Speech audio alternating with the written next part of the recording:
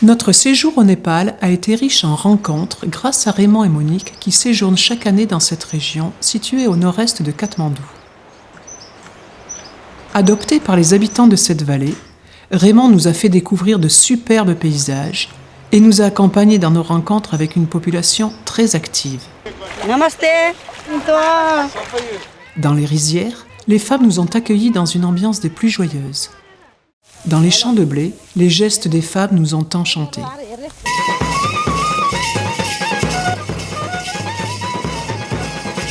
Nous avons participé à plusieurs fêtes hindouistes.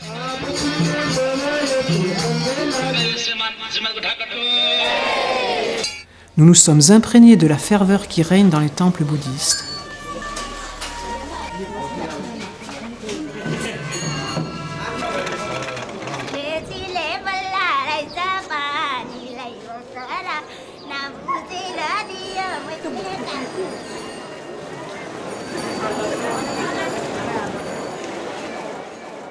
Les Népalais nous ont réservé le meilleur accueil.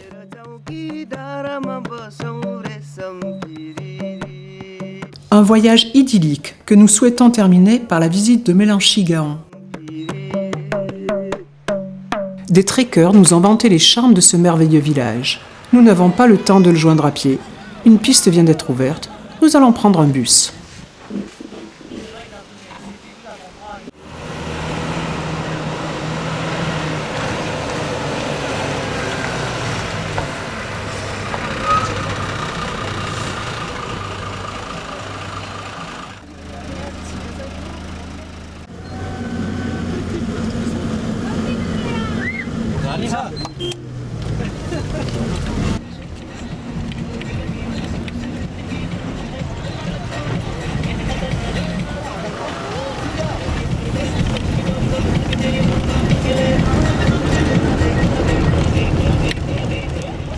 Le bus est bondé.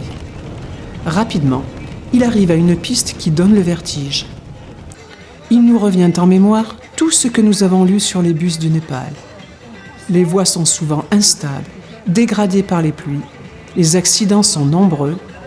Les épouses et les mères des chauffeurs sont très angoissées à chaque départ.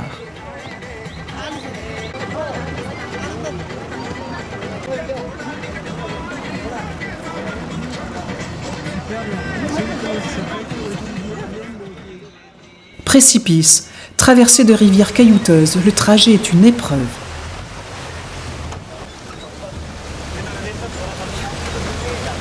Le village, Melanchi Gaon, distant d'une trentaine de kilomètres, est atteint en 7 heures à la tombée de la nuit.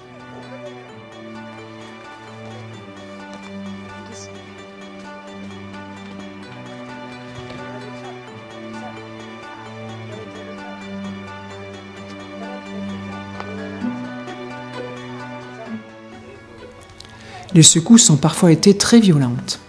Michel, en retombant lourdement sur l'ossature d'un siège très dur, s'est fracturé une lombaire. Quelques médicaments vont calmer la douleur, mais la seule solution raisonnable est de repartir demain matin. Nous ne visiterons pas le village.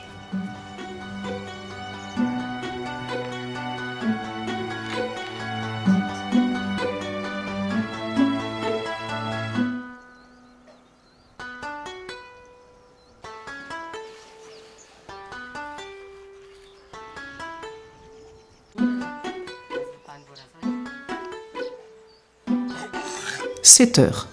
Le chauffeur prépare le programme musical et règle le volume très haut.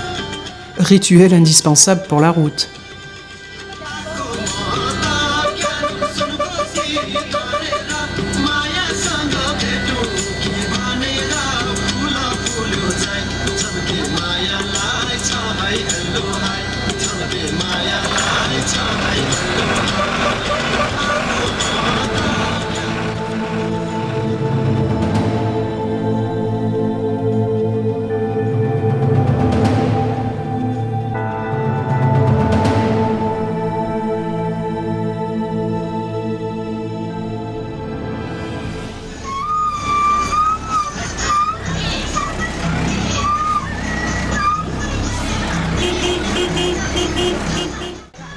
Rocher d'un côté, Précipice de l'autre, déception, souffrance, les 7 heures du retour paraissent encore plus longues qu'à l'aller.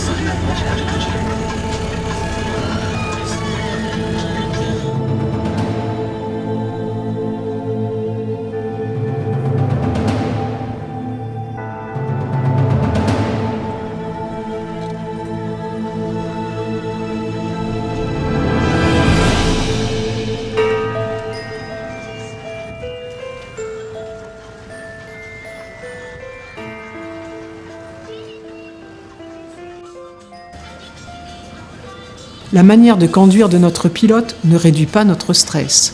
Très sûr de lui, il peut téléphoner avec la main droite et, suprême dextérité, à 1 mètre du précipice, lâcher le volant pour passer une vitesse. Les voyageurs népalais sont habitués. Les autres s'essuient le front.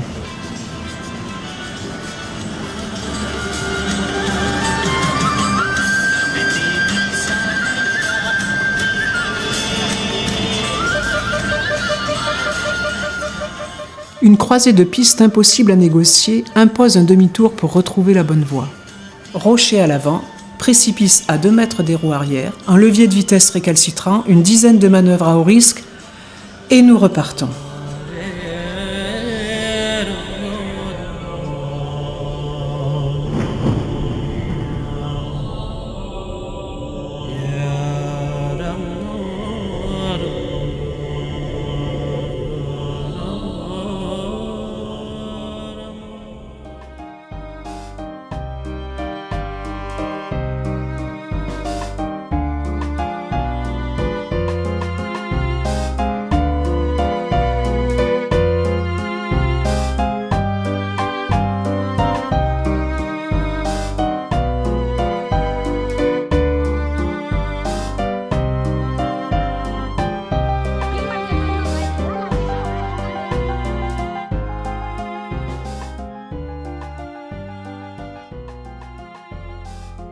Notre mésaventure arrive à son terme.